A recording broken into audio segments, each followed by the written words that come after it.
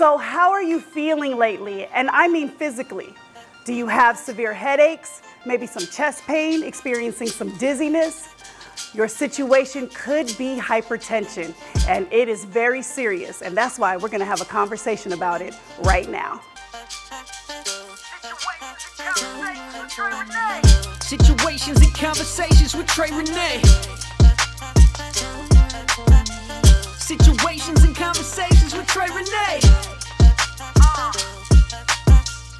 Real situations, real conversations. Empowering the community leads to elevation.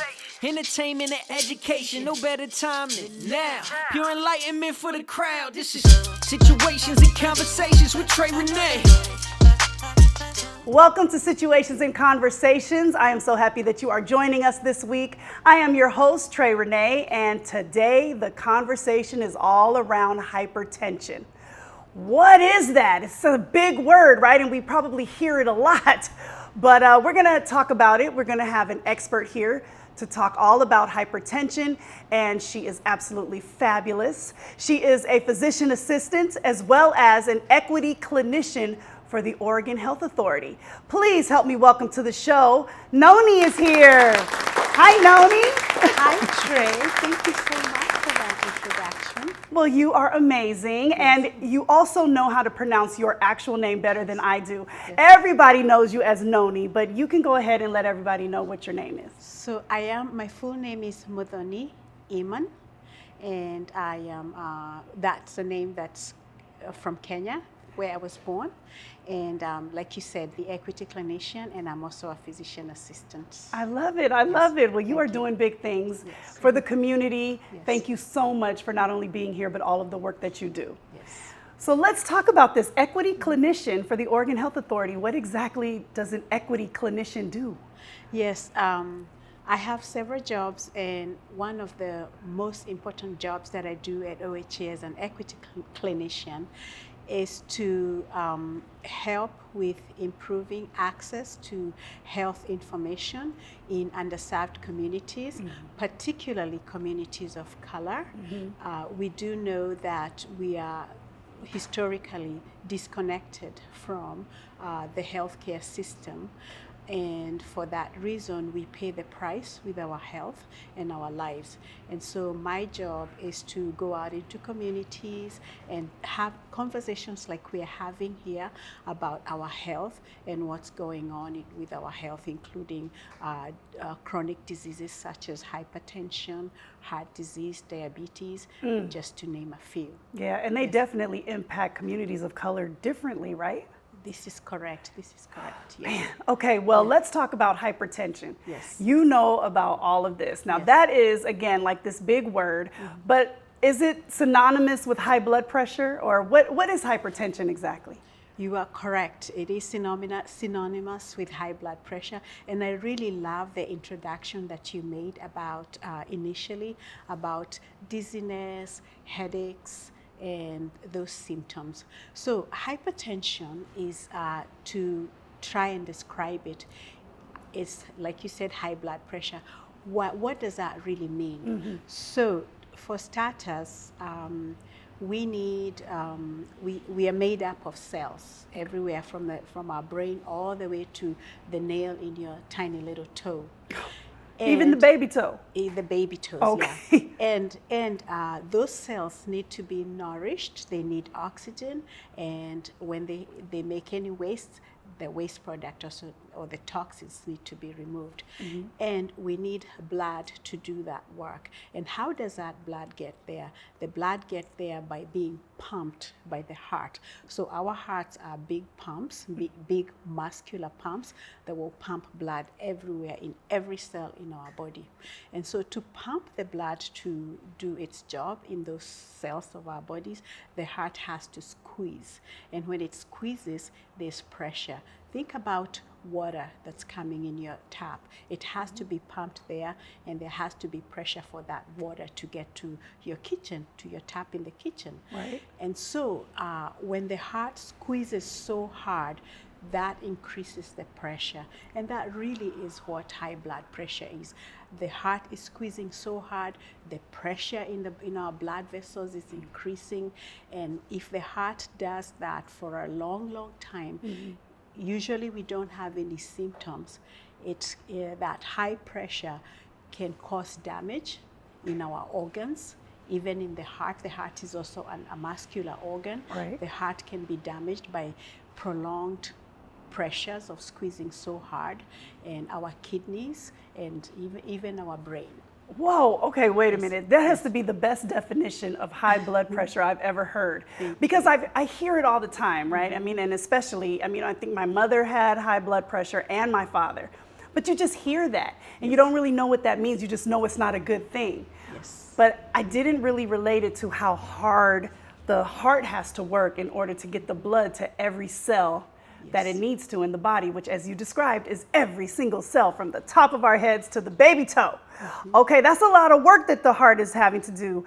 And so how does that manifest in the body? Like, you know, when we talk about headaches, I don't know about you, but I have headaches often, right? And you just deal with them.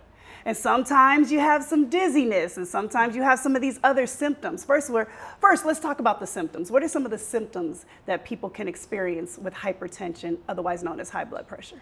So with high blood pressure, a lot of time, we call it, actually in the hospital, we call it the silent killer. Because a lot of times we don't have any symptoms. We don't know this is going on.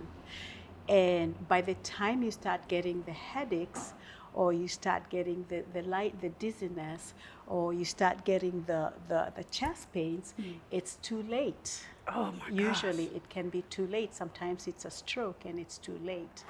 So, or a heart attack. And we do know that hypertension increases the risk factor for all these diseases. By the time the kidneys are damaged or the heart is damaged, it's usually too late. So it is occasionally some people may, but more in the minority, may sense that their blood pressure is too high. They might get a little headache there, or they might get a little lightheaded, but for majority of the people, there isn't anything that they feel. Wow, Yes. that is really scary. So what is a normal blood pressure? Yes, and this is that's a very, very good question, because this has been changing. The criteria has changed, and in fact it changed in 2017. And as usual, our communities tend to be the last ones to get with the new information. So this is a good thing we are discussing here.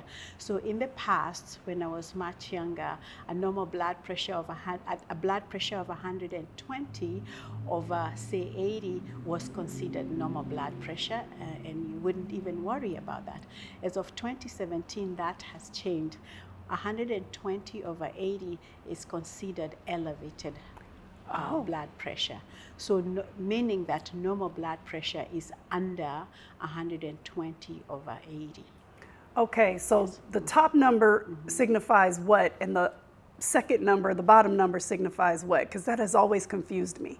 So the top number is also called the systolic. Okay. Systolic is a fancy way of saying this is when the heart is squeezing. Okay. That's when the pressure is the highest. Okay. Because the heart needs to squeeze blood into the cells, like we just said. So the top number is when the pressure is the highest, and that's systolic. And we like that number to be under 120. Okay. We don't want it to be less than 90, because that's low blood pressure. And if that happens, you can get lightheaded, because that means the pressure is not enough to pump the blood to the brain, and that can manifest as feeling lightheaded and falling. Oh. But between above 90 and less than 120, that's considered normal. Okay, so the top number is the squeeze. The squeeze, and yes. the bottom number is when the heart relaxes. So the release, heart has okay. to relax so that it can fill with blood, and when blood fills the heart chambers, Then once the heart chambers are full, then the squeeze happens and the blood flows into the lungs and to everywhere in the body. Okay. So when the heart relaxes, that's the diastolic. That's the bottom number, which is the diastolic. And that number is always lower because when the heart relaxes, the pressure goes down. Got you. Yeah. Okay, and what's the ideal number for that one? The ideal number for that is 80 or less. 80 or less. Yes, Okay, yeah. okay. Between 60 and 80 is ideal. Okay, Yes. all right.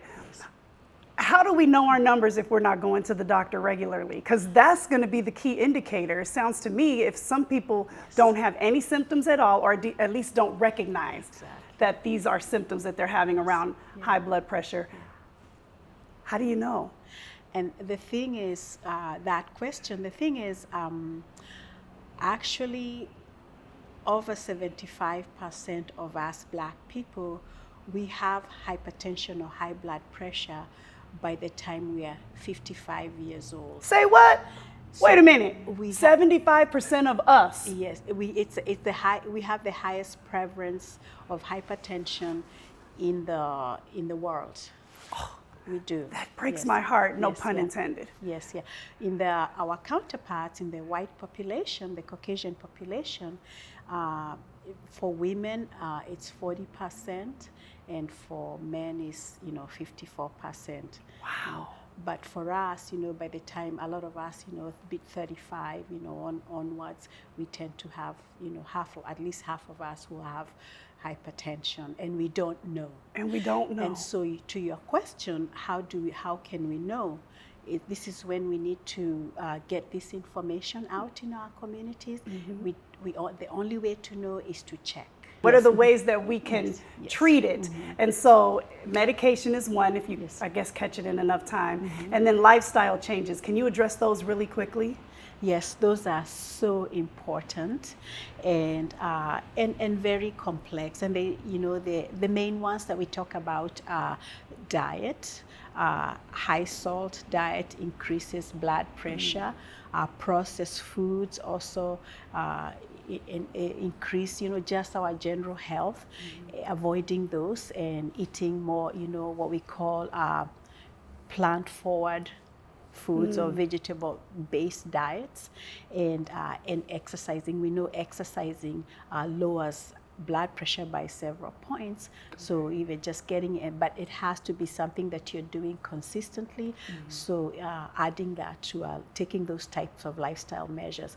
We also don't talk a lot about stress. Oh, we've been talking about stress. Yes. Do you know one of your colleagues at Oregon Health Authority, Dr. Bakosi Dube? Yes. Dr. Dube came on the show and talked all about chronic stress syndrome. So we know about stress and we know we need to manage that.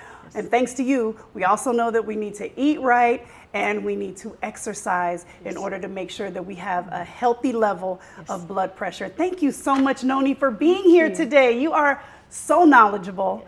And I really do appreciate you imparting all of your wisdom and expertise on the community. Thank you so much. Thank you so much, Trey, for having me. Absolutely. Yes. And again, thank you to our presenting sponsor, Oregon Health Authority. And you can find out more information by checking them out on their website. And don't go away. More situations and conversations when we come back. Special thanks to our presenting sponsor, Oregon Health Authority, helping people and communities achieve optimum physical, mental, and social well-being. It's time for Artist Spotlight. This is the segment where we highlight local artists. This is Abibat Durasimi, and I am here with Janelle Arnold. Welcome, Janelle Arnold. How are you? I'm great. Thank you so much for having me. Oh, yes, of course. Thank you, Miss Fashion Designer.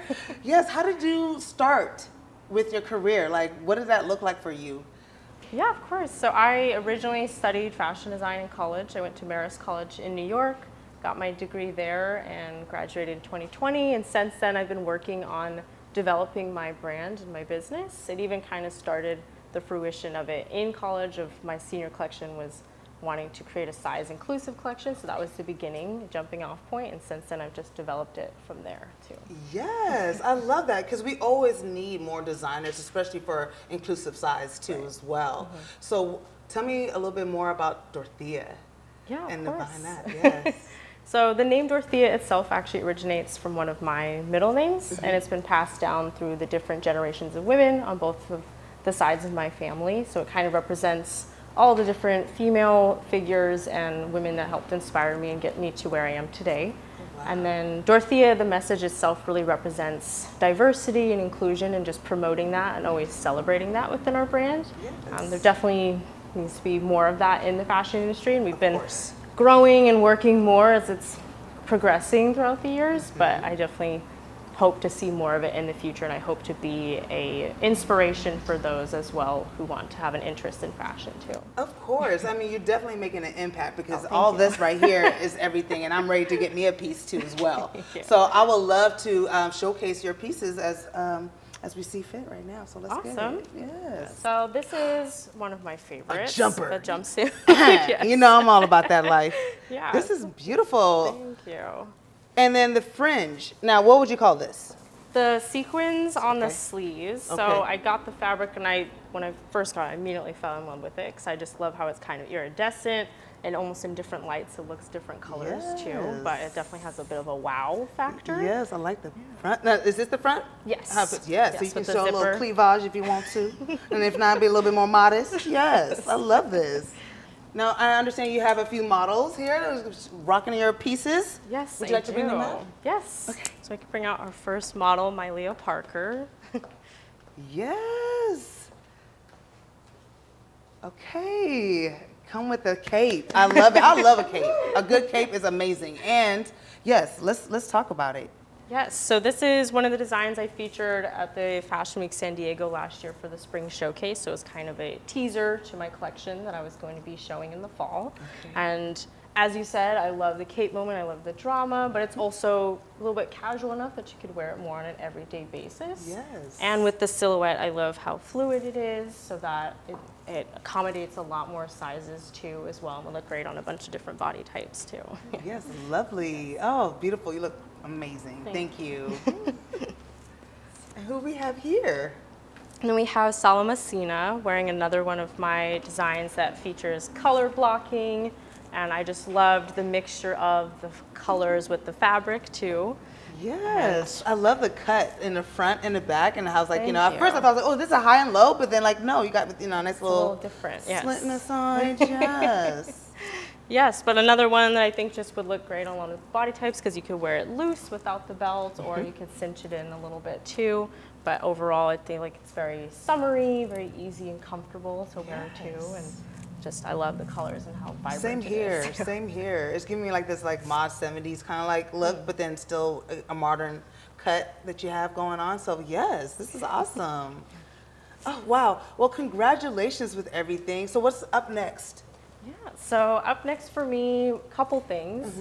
One, in July this summer, I'm going to New York to do an event there. Okay, yes, congrats. That's huge. You. Thank you very much. And where should everyone find you? Yeah, of course. I have a website where you can see all of my previous work, my portfolio, and I update it as I'm doing more upcoming events. So it's www.dorothea.com. Okay. And I also have social media, Instagram. Okay. It's @_Dorothea_. And that's Dorothea with 2 A's at the end. 2 A's, okay. Yes. Oh, well, good. Well, thank you so much. And we'll be back with more situations and conversations. Now it's time for Hey Trey. This is where you get to ask the question. Hey, welcome back to Situations and Conversations. I'm Trey Renee, and now we get into the part of the show where it's all about you guys. Hey Trey. All right, so I have assembled my girl tribe. Abibat is here, Donisha's over there, and April's over there. Hello, ladies. Hello. Oh, I love this part of the show. I hear that this is some of the viewers, this is what they love. They love this conversation piece.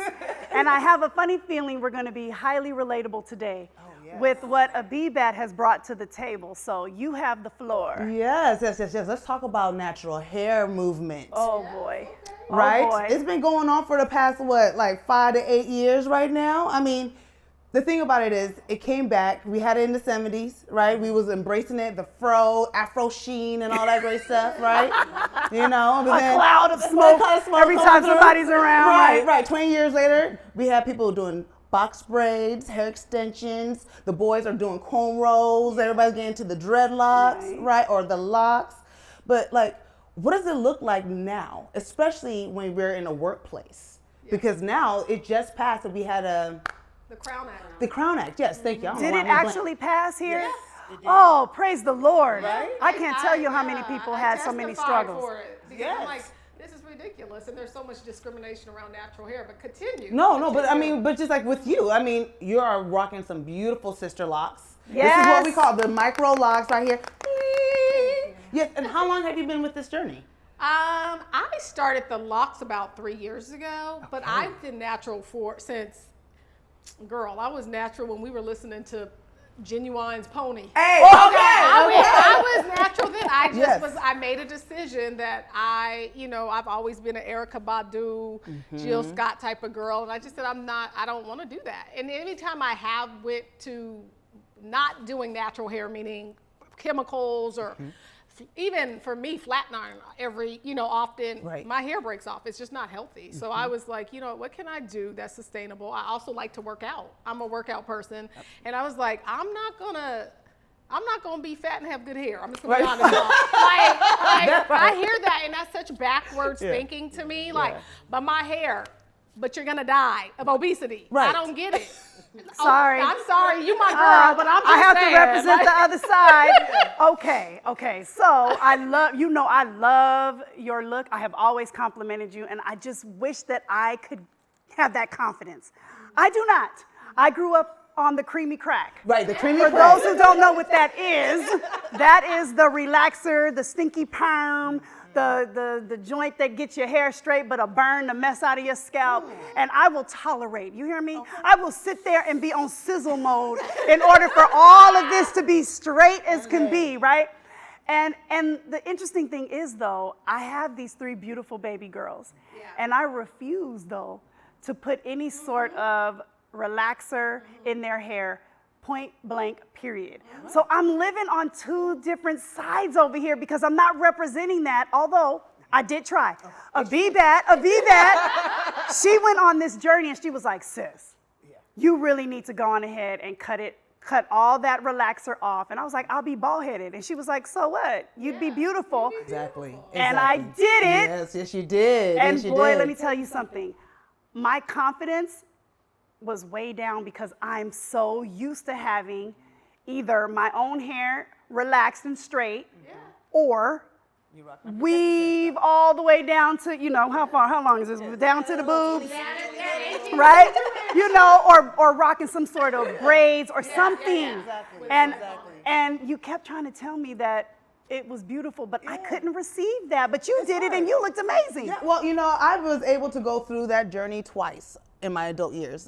When you're younger and hair means everything, especially when you're a girl, rocking short hair in 3rd grade was not it.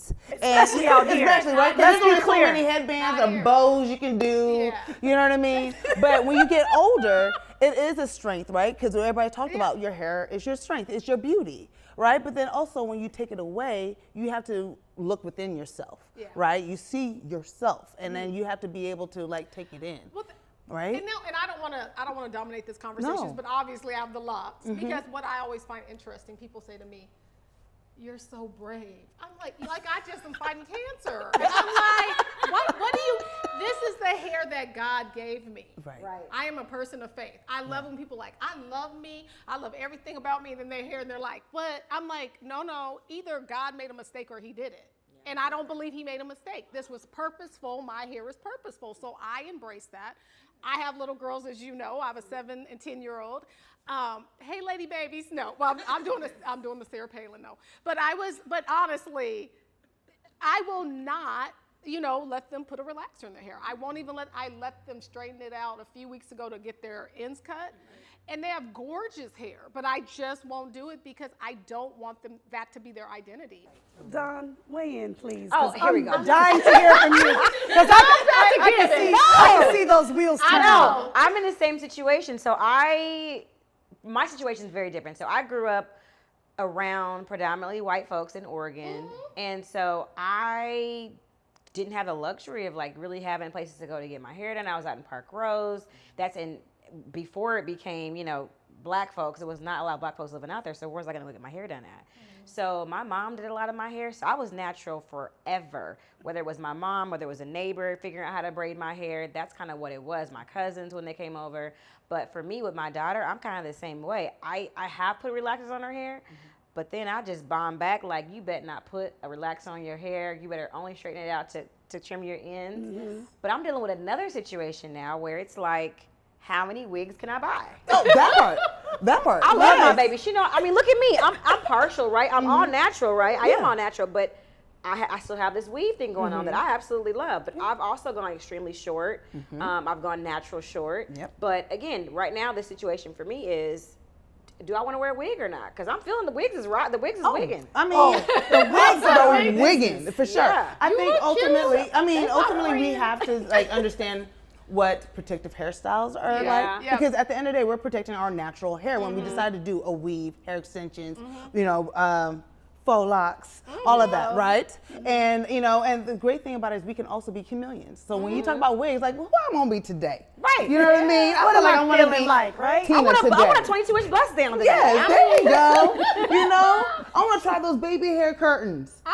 Why not? I'm all about it. As you can see, I decided to throw some pink in here, and we did that. I am proud to say, underneath all this, I am au natural. Okay? I'm not putting any more of that creamy crack back on because, number one, the follicles are pretty dead on some areas. And so at this point, it's not even worth it at all. And it may not even grab nothing. And so, not even doing that anymore. Underneath here, I am a healthy cornrow situation underneath this sew-in weave. Thank you very much, Crowned by Meeks, for hooking up my weave. And of course, B-Bad for always styling it. I did believe and subscribe to for a very long time that, you know, to be professional, you had to have straight hair and this and that. And part of me is, I like the look. I like to look for myself, but for my babies, I'm like, no. We're not doing that because I know better. I'm gonna do better, at least by them.